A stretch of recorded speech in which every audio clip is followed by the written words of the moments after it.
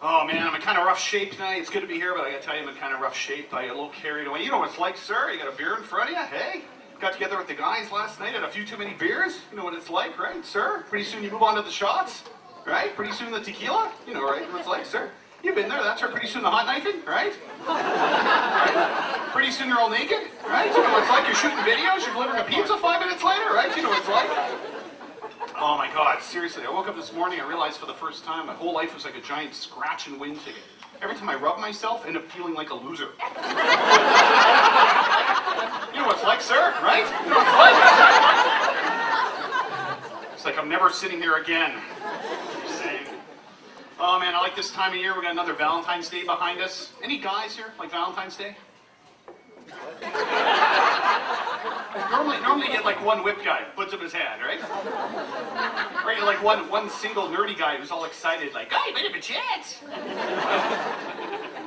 Guys don't like Valentine's Day because it's the one night of the year where all women realize that their men just don't know them at all.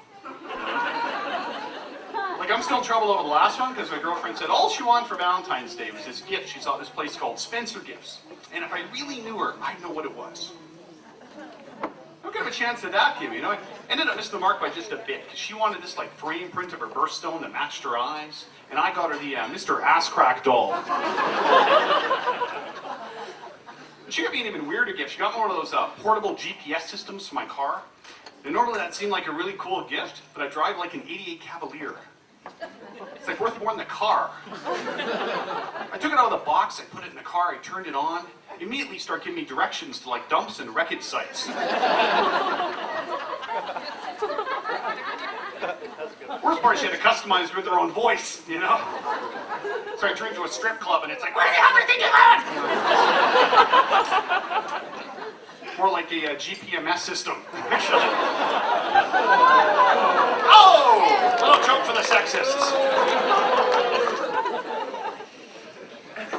But you know, they say you are what you drive. That's why I drive an '88 Cavalier. It means I'm laid back, a little past my prime, and ready to break down in a given moment. My buddy drives a smart car, which means he's tiny and unattractive to women. You seen those things? They're all over town. They're ridiculous. They're like this big. They're this big. Every time I see one pull up, I just want to go up to the driver and go like, "Oh, I'm surprised anyone's even driving these things." Keep thinking there's just like a big tall kid up on the street corner with a giant remote control just screwing around. You know?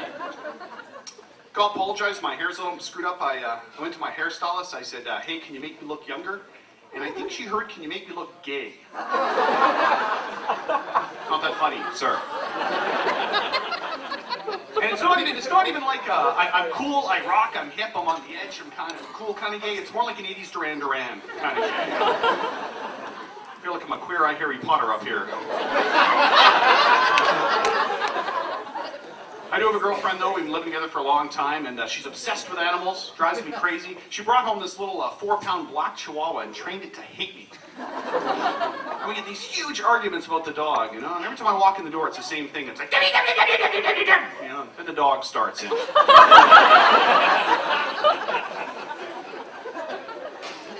any big hockey fans here tonight? Yeah, woo. Who do you like, sir? Washington Capitals. Washington. Ooh, okay. Yeah, A-team, whatever. Okay, A-B-E-L. I liked him before Ovechkin. You liked him before Ovechkin. Okay, I respect that, because I'm actually a Penguin fan, but since they sucked, like my whole life, right? My whole life. And so I'm getting paid back for it now, right? I actually went down to Minneapolis a year or so ago and stalked Sidney Crosby. Not to sleep with him, just get a picture. I don't know what sounds worse, really. And I went down there and I waited in the hotel the Penguins were staying in the lobby before the game against Minnesota Wild. I waited for Crosby. He came out off the elevator. I jumped out and I grabbed his hand. And I was like, Sidney, I drove 7 hours to Winnipeg just to meet you. I just want to get a picture. Right? And he had a bodyguard. His bodyguard grabbed me and he was like, get away from Mr. Crosby. Do not touch Mr. Crosby. Do not fondle Mr. Crosby. And Sid jumped in and he was like, hey, it's okay. Let's take the picture. He was a nice guy. I couldn't believe it. And so we took the picture. He went and played the game. The Penguins won. He had 4 points. Fantastic game. I'm listening to him being interviewed on the radio afterwards. And the announcer said, you know, Sid, it was your best game of the year. What do you think tonight made the difference? And he was like, well, you know, after the game, he was like, you know, before the game, I met this poor challenged fellow. No wonder he gave me his helmet. Makes sense now. I also got involved in a big fiasco. I was in the newspapers. The last two Stanley Cup finals, I flew down to Pittsburgh for the final. And I took a picture last year wearing a Penguin jersey, holding a stuffed penguin in front of the arena, the Igloo in Pittsburgh. Put it on my Facebook page, my website. Normally a safe thing to do. Well, this guy who was desperate for a date in Pittsburgh went on Craigslist, and he ran an ad saying any woman who'd go on a date with him, he'd pay for her tickets to the Penguin game.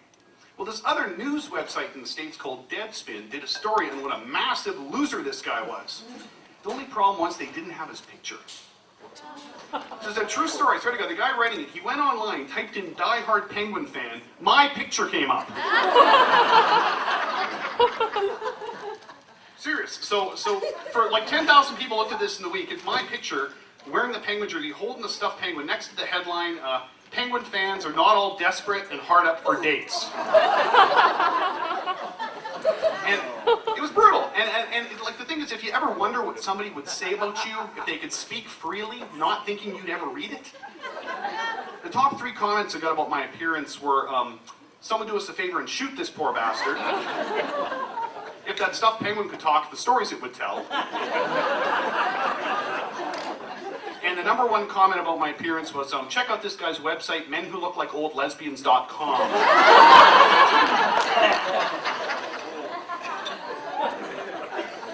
At least we won the cup. I'm a big movie fan. I was really into the Star Wars movies for a long time. I liked the last few Star Wars movies. I didn't like the plot much, but my favorite character in Star Wars was always Yoda.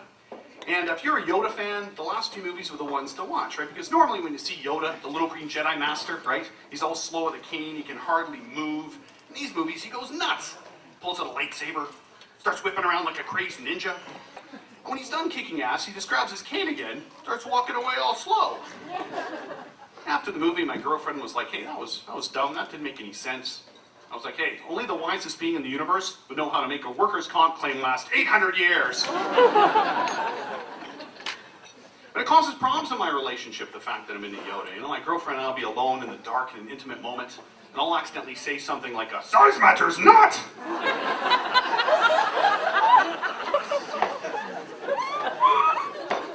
A little close to home for some of you. There, it's like an IT convention over there or something. But I used to be into cooler things, though. In university, I used to be able to be talked into anything. I remember one night I went to this fetish bar. We got to strip down to your underwear to get in. You know, so I stripped down to my green Yoda thong. I looked up, the whole place is filled with topless women and transvestites. So I asked one of the topless women to dance. We start dancing, and she says, "You know what, you got a great body." I was like, "Really? What do you like about it?" And she says, "I've always liked women with small breasts."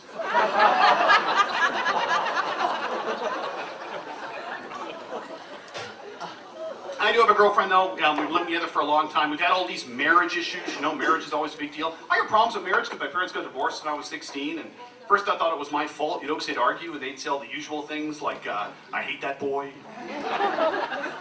"That stupid kid is ruining our lives." Then they had the big, long, drawn-out custody battle. You know, it went on and on. My mom lost, got full custody. But the biggest fight we ever had was, you know, my girlfriend one day said to me, you know, it was about time you made an honest woman out of her. So I called up Revenue Canada.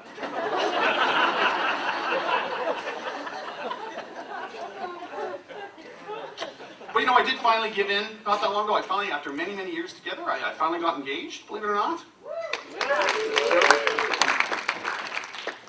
And, you know, I finally did, and you know, when you get engaged, you get all sorts of weird cards and letters and different things showing up in the mail, you know, left and right. And this woman we know, this lady we know, actually took an article, put it in a sealed envelope, and handed it to me to give to my fiance with nothing written on it. I didn't know what was in it, so I took it. I wrote her name on it in my handwriting, left it on the kitchen table.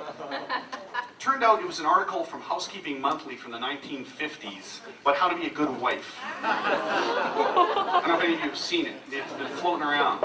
But, so I leave it on the table. It's in my handwriting. She comes in. She thinks it's from me, right? And I walk in, and she's screaming at me, going, "Do you think it was funny? Did you think it was funny?" And to give an idea of a few of the lines in this thing, like, it's pretty sick. From the 1950s, a good wife's guide to pleasing a husband. Have dinner ready. Be happy to see him. Greet him with a warm smile and show sincerity in your desire to please him. Don't greet him with complaints and problems, even if he stays out all night. Make him comfortable. Remember, he's the master of the house. And lastly, a good wife always knows her place. Yeah, so she thinks this is for me, and she's screaming at me, going, "Did you think it was funny? Did you think it was funny?" And you know, every guy has that moment in a relationship where you got to make that decision. You know, do I want to kind of go, "Sorry, honey, and make this go away," or do I want to be a bit of a dick? I made the mistake of responding with, "You know, that sounded like a complaint." Hey, you want to run through the list again, or do you want to make dinner first? I know.